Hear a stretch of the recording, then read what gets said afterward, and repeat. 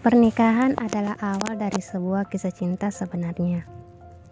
11 Mei 2019. Kamu mau makan sekarang?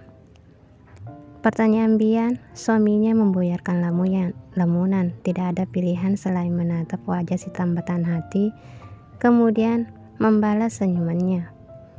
Perlahan Marisa menggeleng, kemudian mengalihkan pandangan pada indahnya batangan kain bergelombang warna merah muda yang berpadu hiasan bunga aneka warna, alunan merdu musik yang juga hiruk-pikuk semua orang.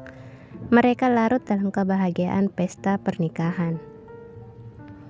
Pesta ini jauh berbeda dengan pernikahannya dahulu, mungkin karena adik iparnya menyetujui jodoh pilihan sang bunda.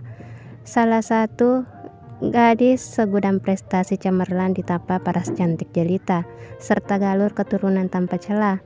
Boleh dikatakan akan menambah rentetan kebahagiaan, sekaligus sempurnanya silsilah keluarga Soejarmoko. Wajar rasanya bila pesta ini diselenggarakan sangat meriah, berkelas, penuh kehadiran orang penting seantero negeri. Kenyataan ini menampar hati Marisa. Ada satu ketakutan yang seharusnya tidak tumbuh dalam hatinya. Jalinan hangat tangan Bian di jemari membuatnya bisa melepaskan napas. Ada apa? Kamu mau makan sekarang? Tanya Bian. Lagi-lagi Marisa menggeleng. Ditetapnya lekat-lekat wajah suaminya. Dia, Raka Bian Soejamoko, sang penerus tahta Soejamoko Group, putra sulung pasangan Asmarini dengan Yusuf Soejamoko. Raka Bian yang dengan berani memutuskan menikahi gadis yang tidak memiliki nama belakang keluarga yang dianggap mumpuni. Pilihannya jatuh pada seorang gadis yang jauh lebih tua 5 tahun darinya. Raka Bian menabrak semua aturan, mengenyahkan stereotip mengenai cinta untuk kesetaraan derajat dan lainnya. Berteriak lantang bahwa ia mencintai gadis itu, kemudian menikah di usianya yang baru saja menginjak 1/4 abad. Ada apa? Tanyanya lagi. Tangan hangat Bian menyentuh lembut pipi istrinya. Dialah Marisa Aprilia Yuswandari, satu-satunya nama yang terpatri di lubuk terdalam hati. Enggak apa-apa mas, hanya ikut berbahagia saja melihat Aris, jawab Marisa dengan harapan agar Bian berhenti menanyakan hal yang sulit dijelaskan. Sekali lagi Marisa meneguk sirup hambar hanya untuk sekadar membasahi bibir. Ada yang kamu khawatirkan? Tanya Bian lagi agak sedikit mendesak Marisa. Kali ini pertanyaan suaminya kembali mengusik ketenangan hati. Memang sulit untuk menyembunyikan satu kegelisahan. Marisa menunduk, coba untuk menahan getir juga berbagai alasan lain. Dari awal pertemuan dengan Bian, memutuskan untuk menikah hingga detik ini, ada saja yang membuatnya terus dibayangi rasa takut sekaligus cemas berlebihan. Kali ini, Bian merangkul pundak Marisa dengan paksa, kemudian mengeluarkan ponsel keluaran teranyar. Senyum, paksanya. Aku malas, tolak Marisa sembari memalingkan wajah. Kecupan kecil di pipi Marisa membuatnya tersipu. Kali ini ia memandang wajah suaminya, lantas setuju untuk bersuap foto, serta turut mengabaikan beberapa pasang mata yang menatap iri keromantisan mereka. Aduh, udah kayak pengantin baru aja nih, goda salah satu kerabat Bian yang tiba-tiba duduk di samping Marisa. Beliau meletakkan sepiring penuh kue manis. Dari Mbak Yurini, katanya lihat kamu dari tadi diam saja. Tambahnya lagi sembari membetulkan jepit bertahtakan berlian yang terselip manis di antara lekuk sanggul rambutnya. Ibu mertuanya, yaitu Asmarini Hendarto, memang begitu perhatian serta menyayangi Marisa, layaknya seorang putri yang terlahir dari rahimnya sendiri. Pernikahan putranya dengan Marisa yang ditantang oleh sebagian besar keluarga tidak menghalangi Asmarini untuk merangkul Marisa. Ia begitu memahami akan sikap welas asih juga bijaksana yang diturunkan oleh almarhum suaminya pada sang putra sulung. Sepeninggal Yusuf Soejarmoko suaminya, tanpa ragu ia juga menunjuk Raka Bian menjadi pemimpin baik dalam keluarga maupun kerajaan bisnis Sue Jarmoko Group. Bian menepuk pelan pundak Marisa. "Sebentar ya, Mas kesana dulu." Pamitnya kemudian bergabung dengan kedua mempelai untuk menyambut para undangan yang hadir. Marisa merasa menjadi wanita yang paling beruntung ketika mendengar bisikan para tamu undangan yang memuji ketampanan sekaligus kewibawaan suaminya.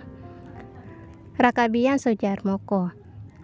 Pria itu memang tampan, memiliki garis wajah tegas dengan tulang hidungnya yang tinggi, serta tatapan matanya bisa meneduhkan hati para gadis.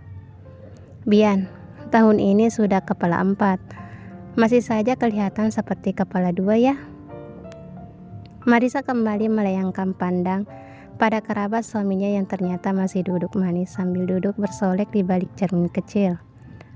"Kata orang sih, kalau belum punya anak ya begitu, masih saja kelihatan awet muda. Kamu juga awet muda loh Marisa," pujinya sembari menatap Marisa lekat-lekat. Dalam hati, Marisa meminta dirinya sendiri untuk tidak mendengarkan ocehan Narti. Ia mencoba alihkan pandangan pada kue manis yang tersaji di piring. Kata orang, kalau menikahi wanita yang lebih tua, biasanya si suami yang akan kelihatan lebih tua. Kalian jadi seumuran gitu kelihatannya. Ya, mitos yang kadang ternyata fakta, tambahnya lagi. Marisa kembali meletakkan sendok kecil berisi potongan kue, sedikit menarik napas, serta mempersiapkan diri dengan lanjutan pembicaraan ini.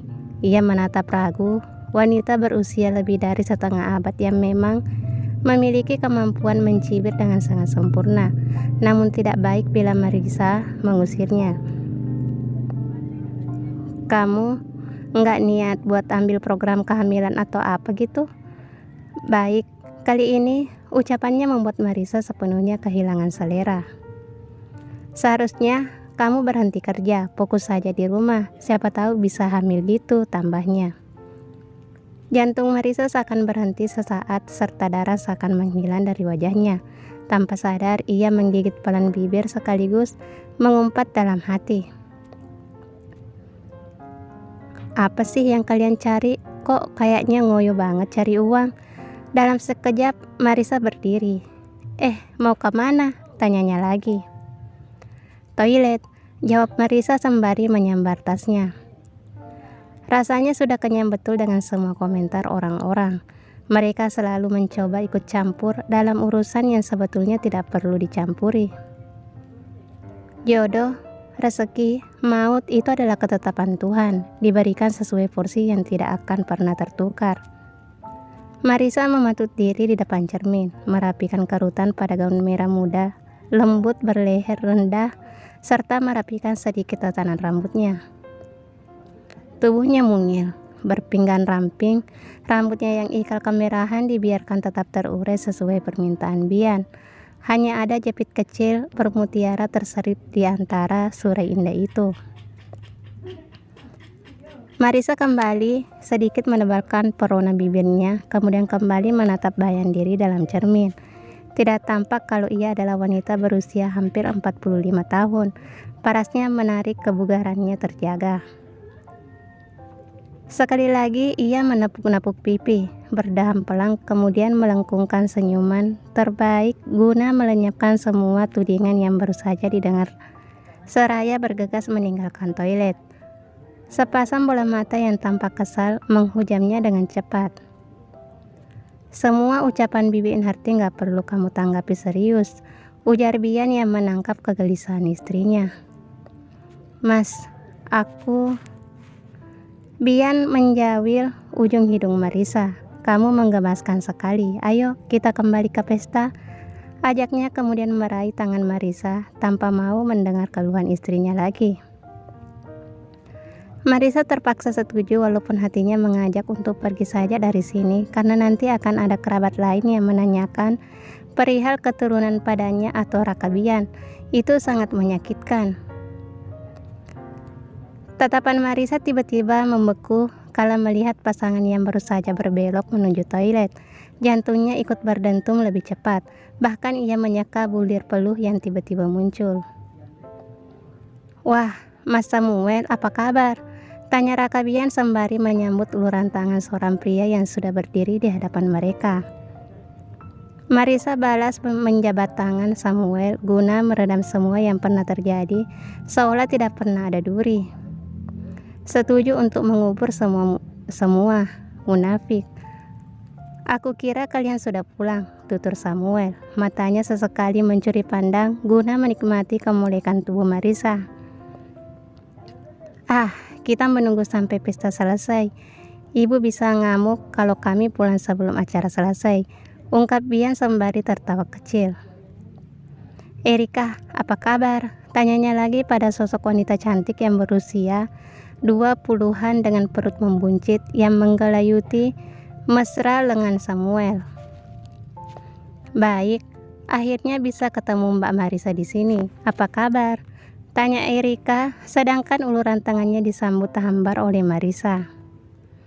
Baik, maaf waktu itu aku nggak bisa datang ke pesta pernikahan kalian, jawab Marisa sekenanya. Iyalah, kamu pasti sudah bosan datang ke pesta pernikahan aku kan? Tebak Samuel mengingat bahwa pernikahannya dengan Erika adalah pernikahan yang ketiga baginya. Bian tertawa sembari menepuk keras pundak Samuel, sedangkan Marisa memilih diam 1000 bahasa. Sudah ya, kita ketemu lagi di dalam. Ayo sayang, ajak Bian. Marisa merangkul lengan suaminya, kemudian segera melangkah pergi, walaupun sesekali tetap menengok ke belakang guna menatap punggung pria yang tanpa sengaja diinginkan beberapa bulan lalu. Bersambung.